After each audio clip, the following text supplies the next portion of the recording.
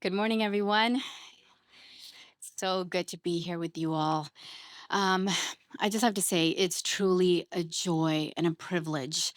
It is for Sujat and I and all of us as a church to be able to talk about an important topic like marriage with all of you. When I got the registry list last night, we literally prayed over each of you by name. And my prayer for you is that you have a deeper understanding of what how God created marriage to be, and that you will form a deeper friendship with your spouse. Sujit gave us such a solid starting point, just grounding us in what marriage actually looks like and why it matters, and have a clear vision for it. Most couples, I don't think any of us actually sit down and say, hey, let's start arguing. Let's start miscommunicating, or let's slowly live like roommates. I mean, none of us does that. That's never the goal for anyone stepping into marriage. But without a shared vision, that's often where people land. So, what Sujit did was really important because he helped us to sort of zoom out and ask, what are we actually aiming for? I mean, not just surviving marriage, but what does a healthy, meaningful, and God centered marriage actually look like? And what we're going to do today is to just build on that. We're going to bring it a little closer to real life, because it's one thing to have a vision, but it's completely another thing to really understand what's happening underneath the surface of our everyday interactions with each other, and how we either move toward that vision or slowly move away from it. So let's begin. I get to talk about the fun stuff: handling conflict and emotional distance in marriage. It's the good stuff. Friends, I have placed a handout on your chair, and there should be a pencil and a notepad with you. And along the way, please feel free to just take a moment, pause, and write down whatever you feel like stands out to you.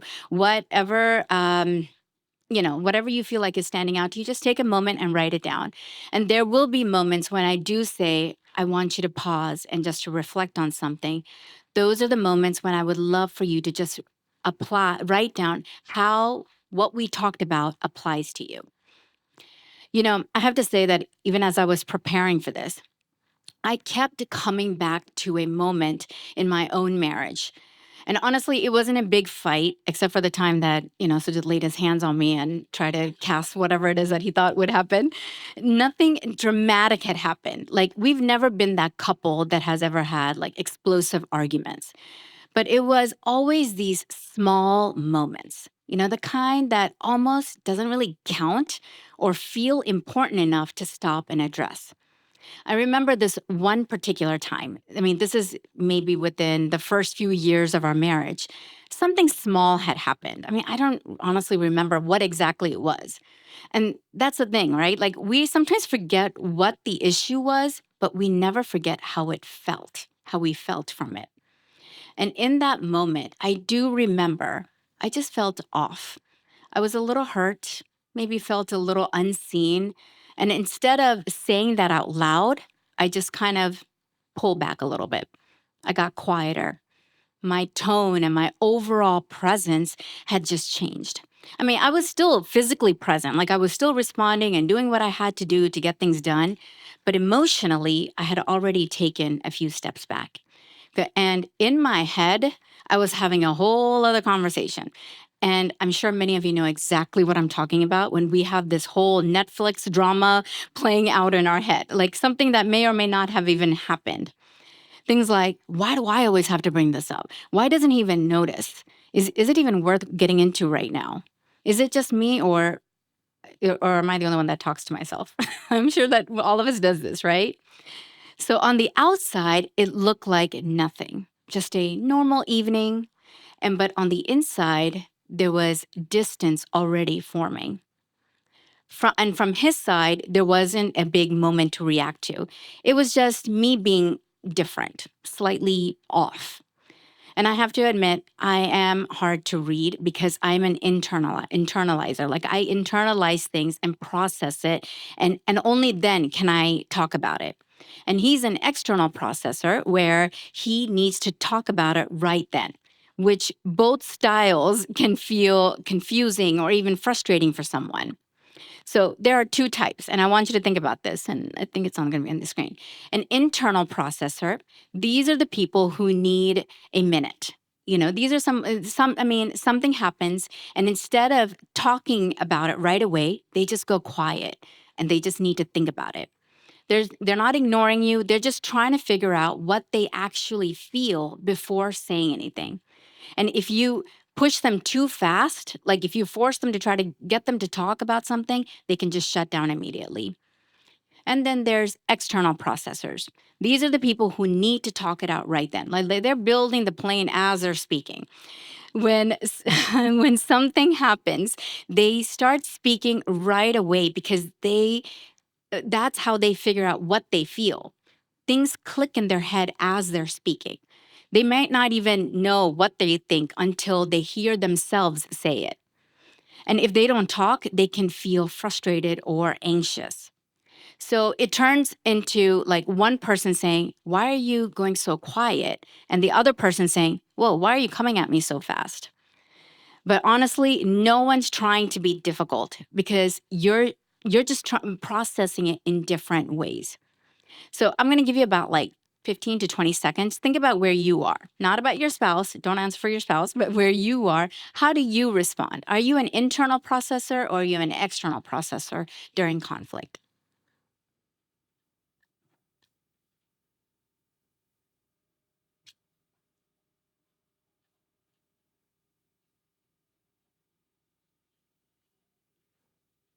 Can you guys see the screen behind me? Okay.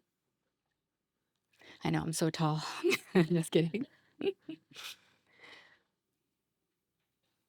And that's what things started to become clear to me. It wasn't the big fights, that were shaping our marriage. It was those small, almost invisible moments. The ones that where something real was happening inside, but never really got spoken out loud.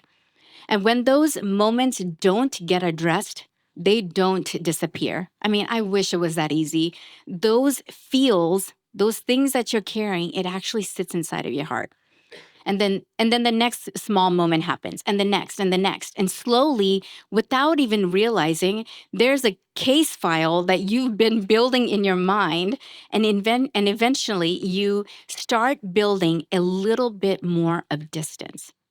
I mean, how many of you are guilty of this? I know I'm not alone in this at all. I know we all do this in some way, in some form, whether it is in our marriage, in our coworkers, with our boss, we all do this. And we don't do this because we don't care. It's because you don't know how to move towards each other in those moments. And what's interesting is that from Sujit's side, it probably just felt super confusing. Like, what just happened? Everything was fine a minute ago. Maybe I need to lay hands on her again. All I got to say is that he's a simple guy. All I had to do was just tell him. But honestly, I just didn't know how to. And I know that there are several of you in the room that can relate with that feeling. So, as we talk about conflict and emotional distance today, I don't want you to just think about the big fights that happen. I want you to think about those small, everyday moments because those are the ones that are either building connection or slowly tearing that connection apart. Now, friends, I get it. Like, we live in Mumbai. It is the craziest and the busiest city to live in, at least the city that I've ever lived in. It's always consuming our mind. And then let's say imagine from with me for a moment. You come home. And for many of you, home isn't just the two of you. There are in-laws, grandparents, kids, and maybe even extended family living all under the same roof. So even finding the space to have a private conversation to just be with your spouse can be really hard, which means small things don't just stay between the two of you. They get absorbed into everything else around you. And so within a few minutes of you walking in, you're expected to be present, calm, patient, emotionally available, and your spouse is expected to do the same. So both of you are already walking in feeling completely depleted mentally and emotionally. So when something small happens, it's not landing on a calm, rested version of you. It's landing on a heart and soul that already feels so stretched, which is why a lot of the time you're not just responding to your spouse in that moment. You're responding from the state you were already in before the conversation even happened. So, I want to share with you 4 things that you need to pay attention to when dealing with conflict. Now, I'm not going to tell you how to fix the conflicts in your marriage because I don't know your story. Every one of you is carrying different battles in the room, different pain, different grief. And honestly, it just wouldn't be fair for me to assume that one set of counsel would fit all of you. So instead of giving you solutions, I want to shift your focus to awareness because what you notice in yourself will shape how you respond far more than any other technique that I could ever give you. So, my first point, if you're writing it down, pay attention to what was going on inside you before the conflict. Pay attention to what was going on inside of you before the conflict. Here's what I mean by that. So let's say that you've had one of those hard days at work. I mean, work was a lot, or the day was rough with kids at home, and your mind hasn't stopped. And you've been dealing with people or little kids all day, and you're already tired by the time you get home. And then you walk in. The house is messy, the kids are loud, nothing feels settled. And then your spouse says something small like, "Hey, did you get that one thing done?" And then now on a different day, that question wouldn't bother you at all. But today, it hits differently. Something in you just tightens, like your tone changes and you feel a little irritated and maybe even defensive. And before you know it, it turns into something a lot bigger than it needed to be. But if you slow down, was it really about that question? Or was it about everything that you were already carrying before that moment even happened? Or think about this. Maybe the whole week, okay, has just felt a little off between both of you. I mean, nothing major had happened. Like there was no big fight and just less talking and maybe less connection. That's all it was. Nothing serious happened. You haven't really said anything about it, and your spouse hasn't said anything about it, but you both feel it. And then one evening you're talking and your spouse is on their phone. And then suddenly you just snap. But you and we both know that it's not about the phone, or maybe it could be, but it's about that quiet feeling that's been building. Feelings of, I don't feel seen. We haven't really connected. So, what's actually happening is this: your reaction didn't start in that moment. It started way earlier, like maybe earlier in your day. Maybe there was like a deadline at work and you were stressed out, and it's those little things that's been adding up throughout the day. It's been building underneath the surface. And when you start noticing that, you stop you stop thinking this argument just came out of nowhere. You won't be thinking that. You begin to see how you walked into it already carrying something. And that changes the way you respond. Because now you're not just asking what just happened between us, which leads me to my second point. Pay attention to your timing of things. Pay attention to your timing. Oh, if you only knew how many times I have said the right things, of course, I'm always right, at the wrong time. And it just made everything worse. Like, I'm not wrong for what I said. And to be honest, in my head, I'm convinced I'm right 90% of the time. So just learn to live with this. Yeah. Let's use this same example, okay? The one that I just said. This time, it's your spouse who just walked in after a long day. Traffic, there are calls, there's pressure, everything just mounting up. And they barely put their bag down, and you're already waiting for them. And you go, "Hey, we need to talk about what happened yesterday," or "I need to do this, I need you to do this or that for me." Now, again, you're not wrong because it does need to be talked about and you may need help from him or her. But at that moment, they haven't even had a minute to breathe. Their mind is still somewhere else, and their body is tired, and they're not emotionally available yet. And within seconds, you can feel it. They get defensive, or they shut down, or say something short. And now you're thinking, see, this is exactly what the problem is. You never want to talk, or you never want to help me. And they thinking, I literally just walked in. Can I just have a second? I can't tell you how many of those scenarios get played out in the everyday life of a home here in Mumbai or in India. It's like you're watching the same scene on loop. So, part of handling conflict well is learning to break that loop and pause and ask, is this the right moment for this conversation? Friends, remember, because wisdom is not just honesty, it's knowing when that honesty can be received. Now, if this happens in your marriage, the most mature thing that you can say in that moment is, I want to talk about this, but just not right now. Can you just give me 30 minutes or just an hour just to settle in? Let my brain just calm down for a moment.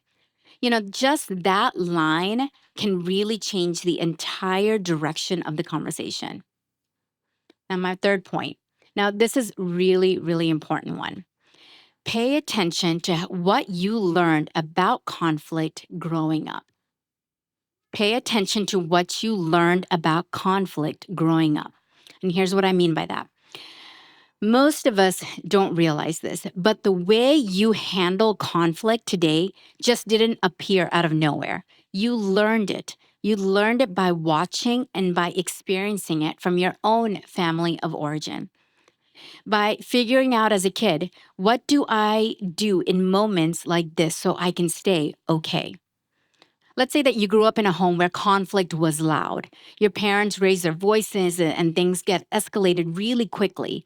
Maybe when they fought, they slammed doors or slept in separate rooms and they said things to each other that stayed with you. So, what did you learn in that moment? You learned that conflict is intense. You learned that it is overwhelming, something that you either have to fight back in or get away from it. So now in your marriage, the moment that tension starts rising, your body reacts fast. What you subconsciously learned kicks in. You either jump in strong and raise your voice and defend yourself, or you shut down completely because it just feels like it's just too much for you. And your spouse is thinking, why is this getting so big so fast? But for you, it doesn't feel small. Or maybe you grew up in the opposite kind of home. Like no one really argued. Everything was quiet. Mom and dad was great. Issues were avoided. People just moved on like nothing happened. So what did you learn? You learned we don't talk about things. We just keep peace. Shh, don't make it a big deal. So now in your marriage, when something bothers you, you don't want to talk about it. You don't know how to talk about it. You don't say it. You tell yourself, it's fine, let it go, it's not worth it, it's no big deal. But it doesn't actually go away, it builds. And then one day, bam, it comes out of nowhere in irritation, distance, or a reaction that feels bigger than the moment. And your spouse is like, whoa, where did this come from? But friends, it didn't come out of nowhere. It's been sitting there for a while. No matter what your family of origin was like, no matter what your childhood was like, it taught you something. You learned who you needed to be in it. And that's why two people can be in the same conversation, but walk away feeling completely different things. And this is also why it's so important to recognize what you learned growing up, because if you don't notice it, you'll assume that your way is just normal. You'll think that this is just how conflict works. And then when your spouse responds differently, and it doesn't just feel different, it almost feels wrong to you. But it's not wrong, it's just different. And as you read through these, and I want you to don't overthink it, okay? Just notice which one feels most familiar to you. You might see yourself in all of them or more than one. Whichever one stood out to you, I want you to just pause with me for a moment and just think about it. Think about your own childhood. and your own story. Okay, which one were you when you were growing up? Okay, I'm going to list quite a few of them. The first one is the quiet one, the one who kept everything bottled up inside. This is the person who kept their feelings to themselves because speaking up never felt safe. Silence was their way of surviving. Were you the quiet one? Second one is caretaker. This is the person, the one who took responsibility for everyone else's emotions. You became so focused on managing everyone else's emotions that you forgot that you had your own needs too. Caretaker. The third one is people pleaser. This is the one who tried to earn approval by being good or perfect. You learned that being agreeable and good and how you earned love. So you just knew all you knew how to do is say yes to everyone. You don't have good boundaries because you have to say yes to everyone to make everyone happy. That's called a people pleaser. The fourth one, the deflector. I'm very much guilty of this. The one who used humor, sarcasm, or changed the topic to deflect when things felt too real or too deep. This is the deflector. And number five, this is also me. I don't need anyone. The one who became overly independent. This is the person who decided early on that they need people, that needing people only leads to disappointment. Independence almost became like a badge of honor for them. This is the I don't need anyone person. The next one is fixer, the one who felt responsible to fix everything quickly. They felt like everything was their responsibility to solve and fast. Sitting with a problem felt almost so uncomfortable for them than the problem itself. They are the fixer. The next one is called the fighter, the one who learned to argue well to be heard. I mean, you believe the louder you are, the more you're respected, or something about the tone of voice, like the more escalated your voice is, the more you're demanding respect. You learn that being loud was the only way to be taken seriously. So the tone or the pitch of your voice was likely the only language that got a response. Next one is peacemaker. This is the one who gave in easily to keep the peace. You gave in to keep the calm, even when it costs you something. Avoiding conflict always felt more urgent than being honest. The peacemaker. And the last one is the minimizer, the one who felt like their feelings were too much or others had it worse.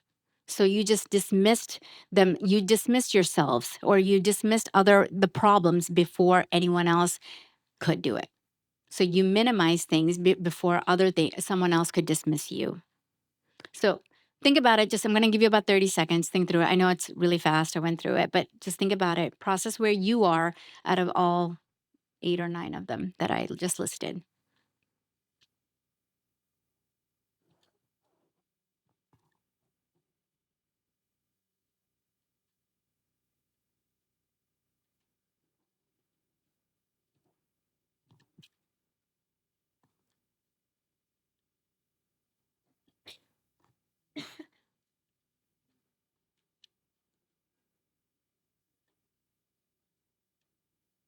Now, none of these things are random. At some point, these made sense.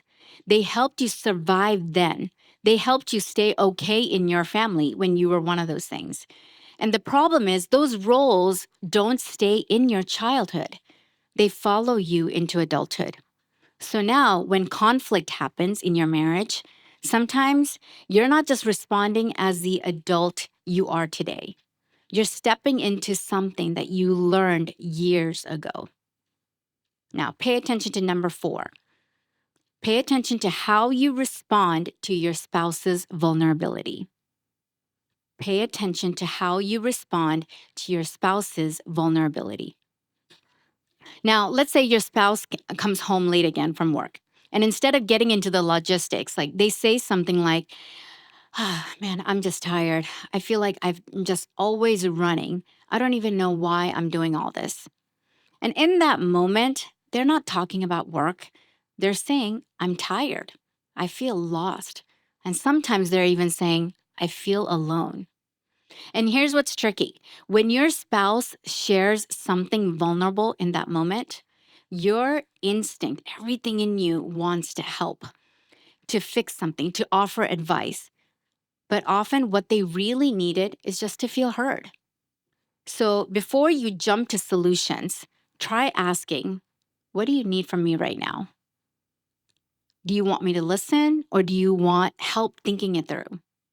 I mean, either one of those questions can completely change the conversation. So, those are my top four things that if I had more time, I would list my top 50, but we don't have enough time. So, let me just leave you with my top four. So, what we've talked about today, it's not about becoming experts at conflicts because none of us will be ever experts at conflicts, no matter how long you are married. It's becoming more aware of yourself in it.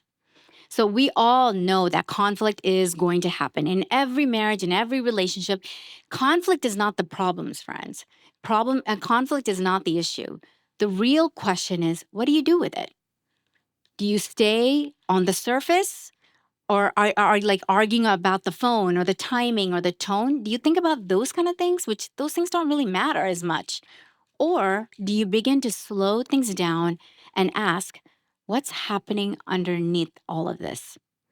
Because underneath most conflict, there's always something more. There's hurt, there's fear, there's longing, and sometimes there's even loneliness. There's a desire to feel seen, a desire to feel heard, and a deeper desire to feel valued. And when you start to notice that, not just in your spouse, but in yourself, everything begins to change. You stop reacting as quickly. You listen a little more closely. And slowly, your marriage becomes a place where it's safer to be honest, not just about what's happening around you, but what's happening inside of you. And I think that's the goal for all of us. Not a perfect marriage, not a conflict free marriage, because we all know that doesn't exist, because that moment of conflict, as uncomfortable as it is, might actually be an invitation for you, an invitation to understand yourself better, an invitation to understand your spouse better, and an invitation to grow in health as you move toward each other instead of away. And when you start responding that way, that's where real connection begins. So here's what I want to leave you with. The next time that conflict happens, and it will, trust me, it will, pause and ask yourself, why did that bother me so much? I want you to think about that. Why did that bother me so much? It's a simple question to ask yourself. That one question might change everything.